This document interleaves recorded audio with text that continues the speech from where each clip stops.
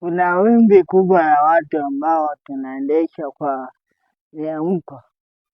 katika kutafuta watu sahihi ambao tunatakiwa tuwe funzo kwao, na kuna wakati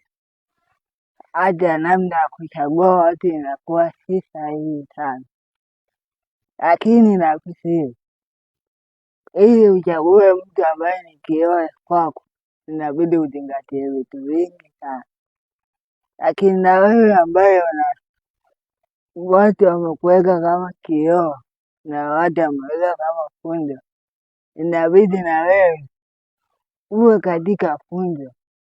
uwe katika namna ambapo watu wanaweza kujifunza kutoka kwako. Yes, so usiweke namna ambapo mtu